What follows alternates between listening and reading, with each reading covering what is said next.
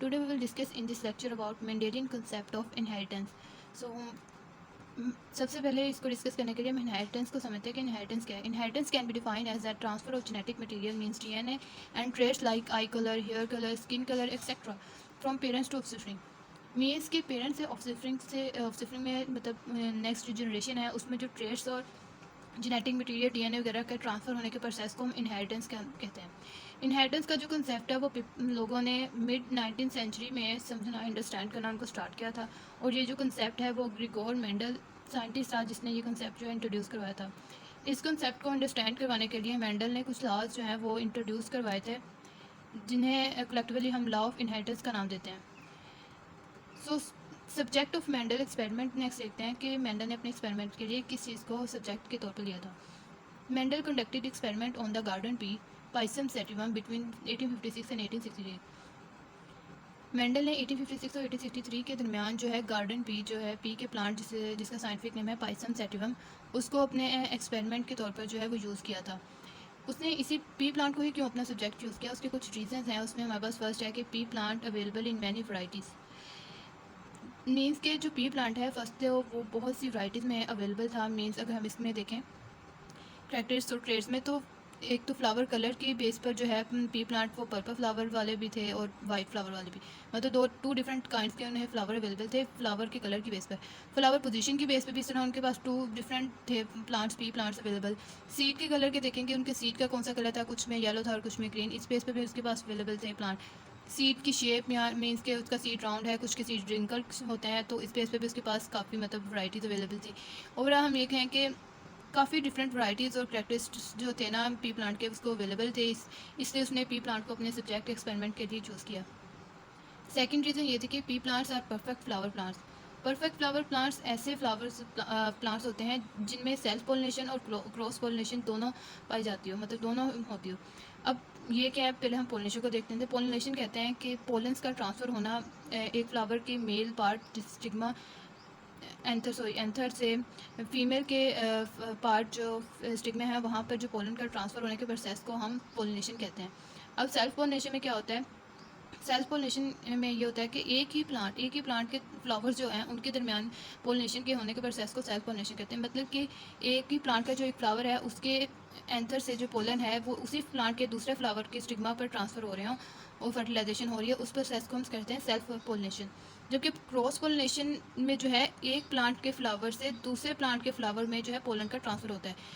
It means एक plant है उसके फ्लावर में जो एंथर है उस वहाँ से जो है फ्लावर्स पोलेंस जो है वो दूसरे प्लांट के फ्लावर स्टिग्मा तक जो है वो ट्रांसफ़र हो रहे हैं, इसको हम क्रॉस पोलिनेशन कहते हैं. ठीक है. सो नेक्स्ट थर्ड जो हमारे पास इसकी रीज़न ये थी कि ट्रू ब्रीडिंग प्लांट्स हैं. मीन्स के ट्रू ब्रीडिंग प्लांट्स का मतलब ये है कि ऐसे प्लांट्स जिनकी जो नेक्स्ट जनरेशन है ना उनमें बिल्कुल आइडेंटिकल हो पेरेंट्स से. मीन्स कि उनमें जो ट्रेड्स मौजूद हों वो बिल्कुल अपने जो है पेरेंट्स हैं उनसे बिल्कुल आइडेंटिकल हों. जैसे अगर यहाँ अगर सीड कलर को ही देख लें तो अगर येलो सीड कलर के जो पेरेंट्स हैं अगर उनके नेक्स्ट जो जनरेशन होगी वो भी उनमें भी बिल्कुल येलो कलर के ही सीड होंगे. बिल्कुल सेम ट्रेड जो है वो पेरेंट्स से ऑफस्प्रिंग में ट्रांसफ़र होगा. उससे ऐसे प्लांट्स को हम ट्रू ब्रीडिंग प्लांट्स कहते हैं. नेक्स्ट जो उसकी रीज़न थी वो ये थी कि शॉर्ट जनरेशन टाइम है. मीन्स जो पी प्लांट है वो एनुअल प्लांट होते हैं, हर साल उनकी प्रोडक्शन होती है, हर साल जो है नए जो है प्लांट्स जो हैं वो प्रोड्यूस होते हैं. तो इसलिए उनका जनरेशन टाइम बहुत शॉर्ट था एज़ कम्पेयर टू अगर हम मैंगो ट्री को ले लें.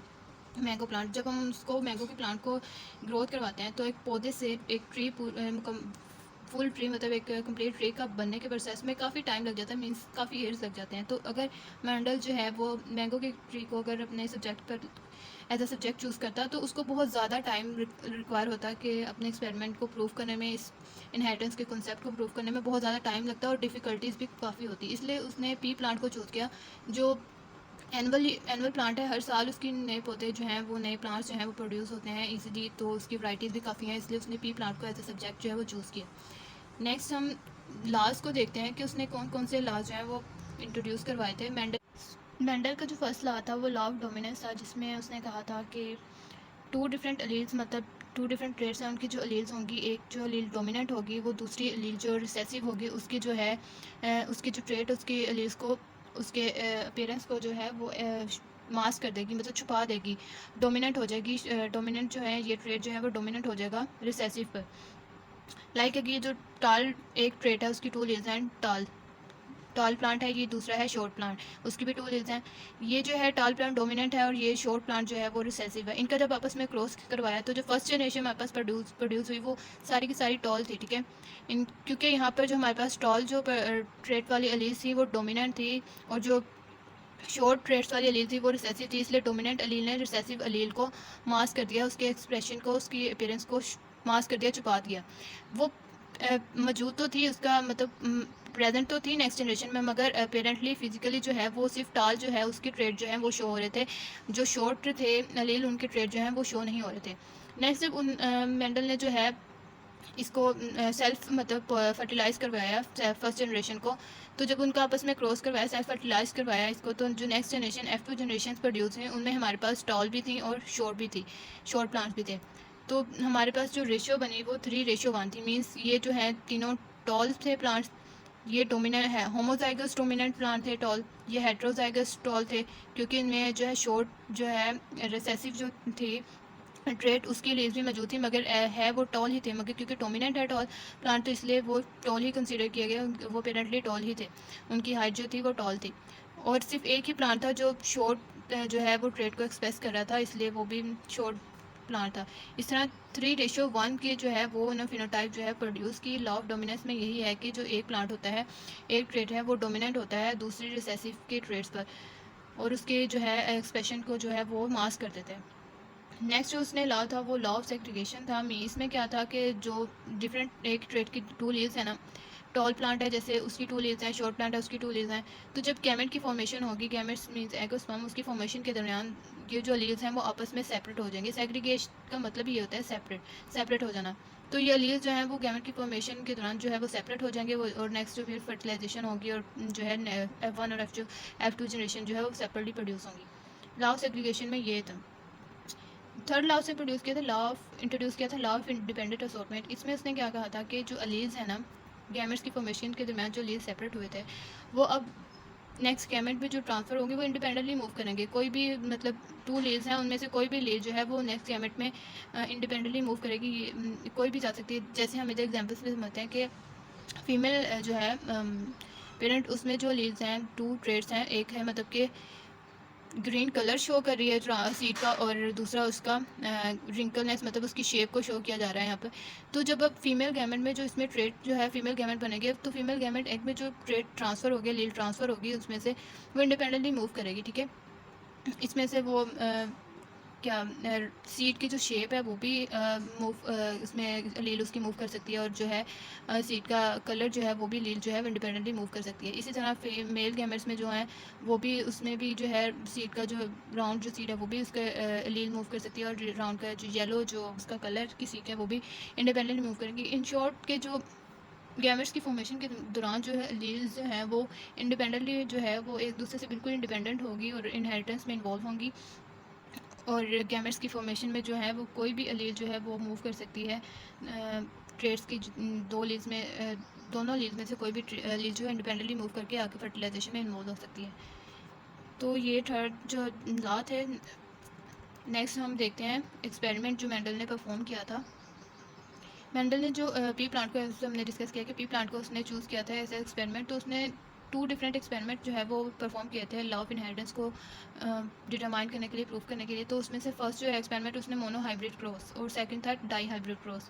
मोनो हाइब्रिड क्रॉस को पहले समझते हैं। मोनो हाइब्रिड क्रॉस ऐसे क्रॉस को कहते हैं जब जिसमें सिंगल कंट्रास्टिंग ट्रेड जो है वो स्टडी किया जाता है एट अ टाइम सिर्फ एक ही जो है वो सिंगल ट्रेड जो है 2 डिफरेंट प्लांट्स का उसे डिस्कस करना है को हम मोनो हाइब्रिड क्रॉस कहते हैं। लाइक प्लांट हाइट को अगर हम देखें तो इसमें जो मेंडल ने क्रॉस परफॉर्म किया था उसको हम डिस्कस करते हैं। In this experiment Mendel took 2 pea plants of opposite traits. Mendel ने 2 प्लांट्स लिए थे, एक की जो है हाइट जो थी प्लांट हाइट वो टॉल थी और दूसरे की शॉर्ट। ये ट्रेड है तो एक ही ना, मतलब डिस्कस दोनों में प्लांट हाइट को किया जा रहा है। एक ही ट्रेड सिंगल ट्रेड है जिसको अब 2 डिफरेंट प्लांट्स में, एक शॉर्ट प्लांट है और एक टॉल प्लांट है, उनमें क्रॉस करवाया जा रहा है, इसलिए इसको हम मोनोहाइब्रिड क्रॉस कहते हैं। And cross and he found the first generation of सिंग वर tall and called it F progeny. Then he crossed F1 progeny and obtained both tall and short plants. हमने पहले भी डिस्कस किया है कि जब हम टॉल और शॉर्ट का जो आपस में क्रॉस करवाएंगे तो जो F1 जनरेशन प्रोड्यूस होगी वो सारी की सारी टॉल होगी।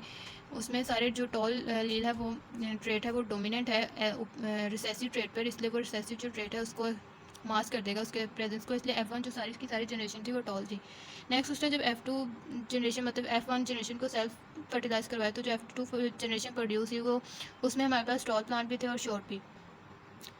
ये थे मोनोहाइब्रिड क्रॉस के एक ही टाइम पर जो है एक ही सिंगल ट्रेड जो है उसको 2 डिफरेंट प्लांट्स के दरमियान डिस्कस करना, उसको हम मोनोहाइब्रिड क्रॉस कहते हैं। इस तरह हम एक्सपेरिमेंटली जो है वो मेंडल ने प्रूव किया था कि जो डोमिनेंट और इसमें लॉ डोमिनेंस जो अप्लाई किया कि टॉल जो है वो शॉर्ट को प्लांट के ट्रेड्स को उसके लीव्स को मास्क कर देता है, मगर F1 जनरेशन में जो फिनोटाइपिकली जो फिनोटाइप कहते हैं जो हमारे फिजिकल पेरेंट्स मतलब फिजिकल पेरेंट्स होती है, तो फिनोटाइपिक जो है वो टॉल ही थे सारे, मगर अगर जीनोटाइप मतलब उसके डीएनए को देखें तो हमारे पास शॉर्ट की जो लीव्स थी वो भी प्रेजेंट थी, जैसे हमने पहले डिस्कस किया है।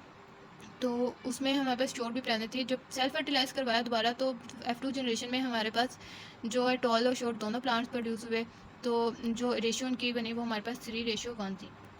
नेक्स्ट डाई हाइब्रिड क्रॉस क्या है? डाई हाइब्रिड क्रॉस ऐसे क्रॉस को कहते हैं जिसमें हम 2 डिफरेंट ट्रेड्स को जो है वो एट अ टाइम डिस्कस कर रहे हों 2 डिफरेंट प्लांट्स में, लाइक सीड के शेप के साथ साथ सीड के कलर को भी अगर हमें प्लांट्स में प्लांट्स में जो है डिस्कस करें तो ये 2 ट्रेड्स हैं जिसे हम एट अ टाइम डिस्कस करेंगे।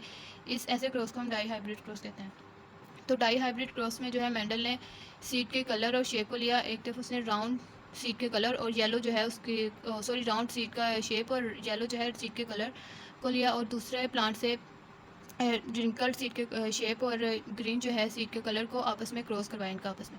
तो जो F1 जनरेशन प्रोड्यूस हुई वो सारी की सारी हमारे पास राउंड येलो सीड्स थे, क्योंकि राउंड येलो जो सीड का जो प्लांट था उसकी जो लीव्स हैं वो डोमिनेंट थे रिसेसिव ट्रेट जो है रिंकल्ड और ग्रीन पर, इसलिए उन्होंने इस प्लांट की जो ट्रेड्स और लीव्स थे रिंकल ग्रीन जो थे सीड्स उनको उनकी जो प्रेजेंस को जो मास्क कर दिया था F1 जनरेशन में।